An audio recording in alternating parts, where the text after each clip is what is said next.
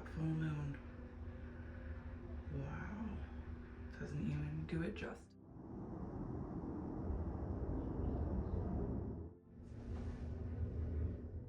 It's just before 7:30. It's a stunningly beautiful morning.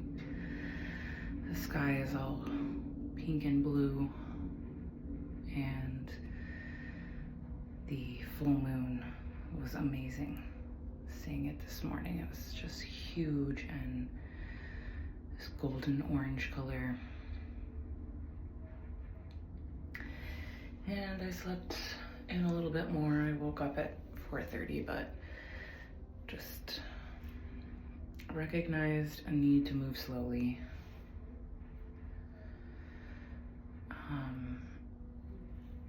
The house that we were going to stay in Malibu for the summit was affected by the wildfires.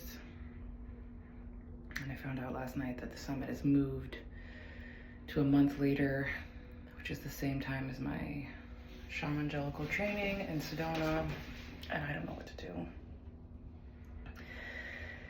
And the house we had submitted for got pulled off the market because they want to work on it. I don't know what they're gonna do. It's beautiful.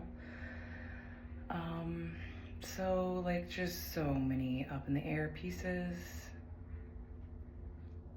Big bird. I think it's a vulture. Oh, I'm not sure, but I think that was a vulture. Which they eat the dead things and process them so that we don't end up with poisonous lands and waters because they eat the poison.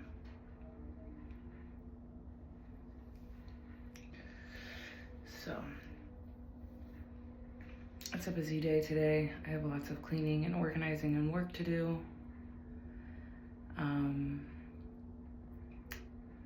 I guess in the reality of the whole summit being moved for Fit for Service, I am now basically relinquished of carrying that. I mean, there's still some things to do as far as, making sure the money gets refunded and getting everybody refunded, but now, after all the effort towards that house, I am no longer, I no longer am holding the tribe house for that because I don't know what everyone's going to choose to do, if they're going to choose to go. And with the total instability of the situation there right now, kind of doesn't make sense to me to immediately book something.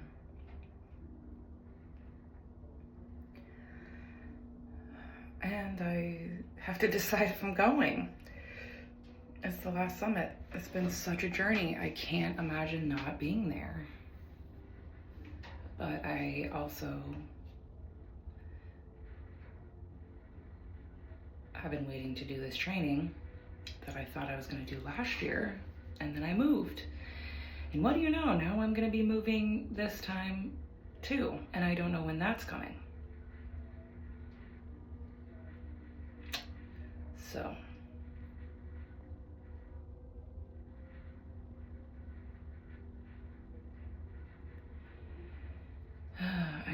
I noticed the availability to grief and to spiraling and to freaking out, but it's also just keep going.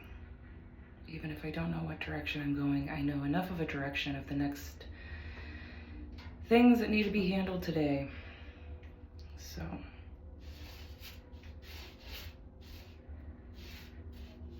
I've made it over 50 days now. Today is day 51. And this was to end on day 63 at the start of summit. And now, why would it end on day 63? Nothing that I know of is happening on day 63. I could just continue with saying, well, this is ending on day 63, but I also didn't know if I was going to end it on day 63. This has been a pretty powerful practice, although it's been challenging and difficult and a real commitment. And many things have happened in the process. The whole point was to get me more comfortable putting myself out there, doing YouTube, learning how to do YouTube videos. I'd never done one when I started this. And sharing the truth, vulnerably. So, I am daily in the sauna without makeup, eyes still swollen from sleep, processing the previous day and basically live journaling out loud where I'm at. What's happening? So, I feel tenderness, I feel gratitude, I feel uncertainty, I feel a bit lost right now, and in need of clarity. So today is the full moon. Feels like an availability to ritual.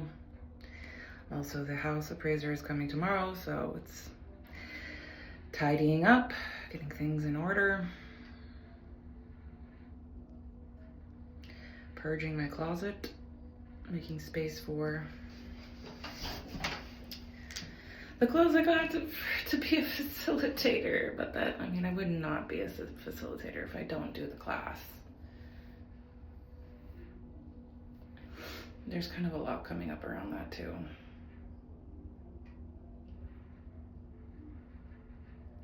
Just with the move and what's the best choice of how to spend my time and money and energy and what direction am I in. And having done the holographic sound healing training, I'm like very aware that that is a significant part of what I'm going to be doing.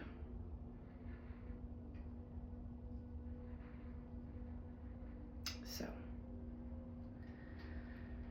I'm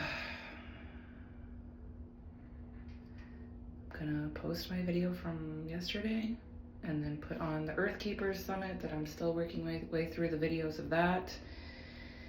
And the medicine coming out of that summit has been potent and very synchronistic. So I'm gonna just let it guide me and try to make sure that I'm nourishing myself and honoring myself and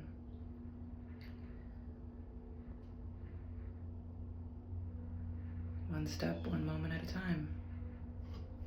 So I am moving really slow today. 8 o'clock. Round 2 of the sauna. I only did like 17 minutes on the first one and then I had to refill.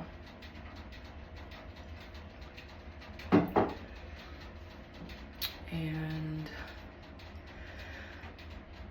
I'm recognizing it's like one of those things where what I'm learning is when I am overwhelmed with tasks of things that need to happen and things I need to do, the choice to slow down and take care of myself is the number one and most important thing for mental health, for processing, for moving through it and not getting stuck. Yesterday felt a little bit paralyzing as it was such a roller coaster.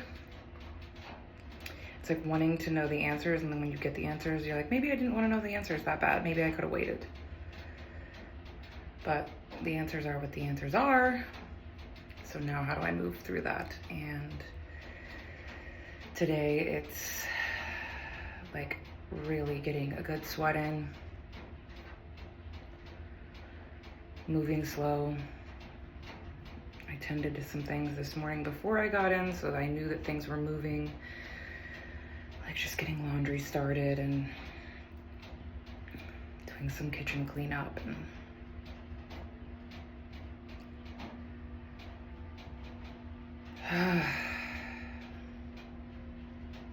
so this is probably going to be a good 30-minute sweat plus. We'll see how it goes. We'll see how I feel. And I'm going to do what I said I was gonna do, which is finish this video from yesterday and post it, and watch something from the Earth Keeper Summit and just focus on letting go. Really make sure that I take time for me, and feel into this full moon ritual. You know, it's funny, like living ceremony, what do you expect to happen? Do you expect that like every day is going to be this beautifully well orchestrated, gorgeous ceremony? And it's like, well, is it not? Is it not that if I'm authentically raw going through it? Like, I'm not really trying to hide from the truth of the emotion, but I also think in showing up, I'm less reactionary because I'm giving myself more space to process. And I'm like, in some ways, being my own best friend here, because I'm staring at a screen with my own face, talking to myself, telling myself, just slow down, take your time, process it. And also, not everything has to be processed right here and in this moment. Sometimes we have to make the next move in order to let go.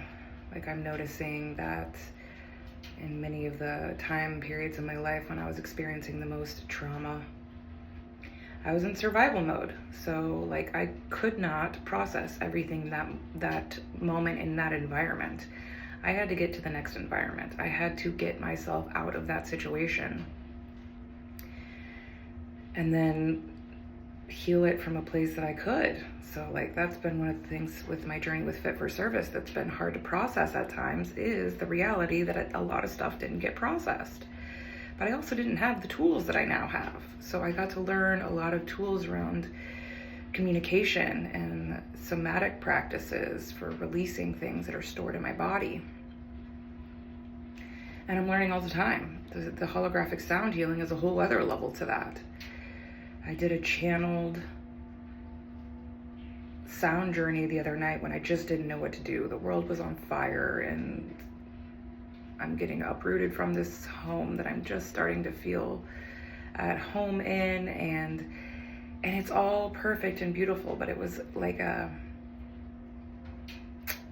it was a noticing. So as I opened myself up to the tones that wanted to come through, and many were deep, sort of grieving almost tones. I felt the energy of Kali and Pele, the volcano goddess. I don't know much about her, but I had images coming up of the world on fire and the world cracking, only to find out the next day that there's literally earthquakes happening and warnings of earthquakes. But it was this wild energy of her saying through these tones. She was so, so sad and grieving, but also so powerful and certain. She was speaking to me of the messages, for me or for a greater meaning, which was of fertility. And it was like, when these big disasters happen and they bring things to the surface that we cannot carry, that we shouldn't have carried this far, but it's okay. It's a moment to recognize that, like, there was some things from my past that came up and during that sound channeling that was like just little images, or a snapshot of a place that I'd been that I didn't feel safe, or a time in my life that didn't feel good, or that I wasn't treating myself the best, or I wasn't being treated the best. And the message was to just let it go. Just like give it to the fire, and to get really clear on what is my direction in life. Even when I don't know my direction, what's my priority? And one of my priorities right now is fertility. And it was like, you have to burn up and let go of the things that don't fit the narrative of the life that you want to live and the person that you truly are. So it was bringing these traumas to the surface, things that were still lingering that I just can't hold. And I was never meant to hold them, but to recognize that they hurt, and okay. And though crying is perfectly fine and available, like in this situation, it was to sing. It was to let the tones come through and deeply vibrate my body. The sacred geometry that comes through in tones. And to recognize that in being the hollow bone, there's a clearing out, there's a not holding, it's a letting go and trusting with faith. And to be fertile means that I am being a hollow bone, to allow myself to receive and be a temporary place to carry a child, or carry something creative that's coming through that I'm meant to give. I'm not meant to just hold it and store it away. I'm meant to receive the message, receive the download, receive the artistic, the creative, the medicine gift, and give it away. I'm just the vessel to move it through. So everything has its place and its purpose, and although there's so much controversy around these fires and how they happened and why, and you could just rabbit hole forever on the dark side of it, there's also a part that it forces people to come together and to choose to come together, to choose to recognize what priority is. And in times of disaster, priority gets really clear, which is check on your loved ones and offer yourself service, or just be and honor that it's hard and it's painful and it's scary at times, and it's also not the end. It's a place of a new beginning. It's a death and rebirth. Where do you begin again? And who are you now, having been cleared out, having lost to the fire what was never ours in permanence? Permanence is just not, it's not really that real. It's a reminder. So I wasn't sure I was going to share that message that I received through doing the sound transmission, because I don't want to even pretend like I know. It's all so much more powerful and potent, but I just know for me it did bring some things up that said, let this go. Let that be fuel for the fire, and let it go. And it helped me get very clear on the direction of what's next. You know, I wasn't quite ready to move right now, but maybe I was. Maybe I was. And if we're being called to something, then that means we are. So it's a unique timeline to have the need to look for a new place to live at the same time as so many people have lost their homes. And to think about what home means to me and what I value most. And it just goes back to the simple things. Where do I feel safe? Where can I connect with nature? Where can I be inspired to be more nourishing, to slow down, to share my gifts, to expand, to create, to let go? So, just some things to share in reflection and to remind myself as I'm navigating uncertainty. Do I have faith? Can I just take the next known step, even if the next known step is a blind step of faith, and just trusting that the step will appear? Can I make a wrong choice? It's all information, so I always have the choice to take a different direction. And not to forget that we have spirit guides and angels and God to connect with and ask for help. So maybe this is a moment of prayer to say, God, I don't know what to do. How may I be most of service? Help guide me in the direction of the choices that I need to make that are in the highest good of not only myself, but the whole and the all. And make it clear, easy, and obvious for me to make the next best choice.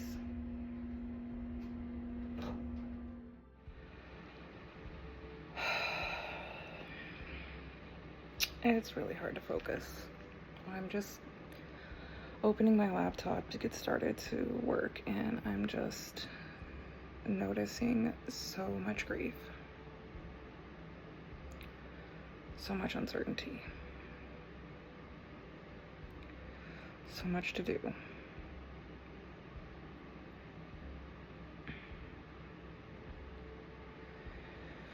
It's funny how it's like little things, like my charger box got caught underneath the bed and I almost cried. I was like, how did it get under there? Why is it caught? And it was as simple as sliding it in one direction.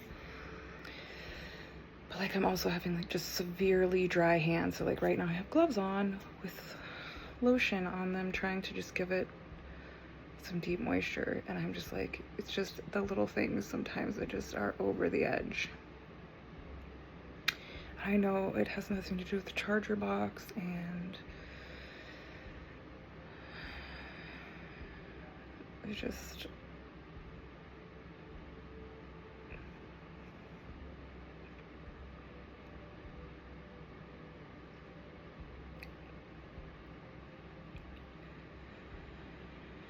I don't know what to do. I know I can't make a wrong choice, and I know I'm just in a destabilizing time because things are changing, and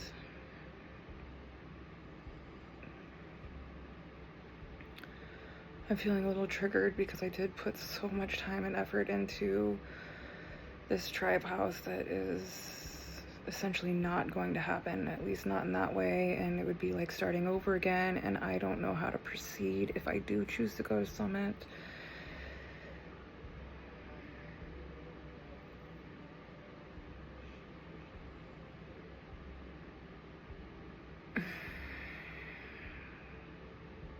And like in reality, these are just small things when people have lost their homes and people have been injured and lost everything. I think it's like I'm feeling the collective a little bit right now, and then just in my own personal situations, like there is a big sense of loss of like in the change, and to be reborn, you have to die. So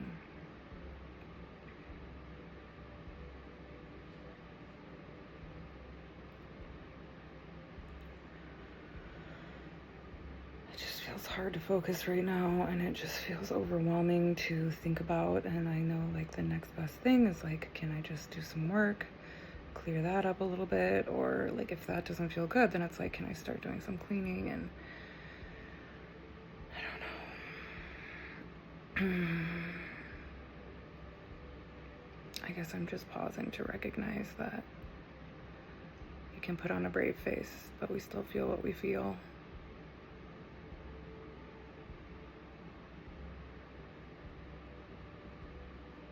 And I feel sad and triggered, and like I could use a little bit more support, which I know is the invitation for me to offer myself more support, more self-care. So maybe that's the next thing, like what do I really need right now? And maybe it is a cry.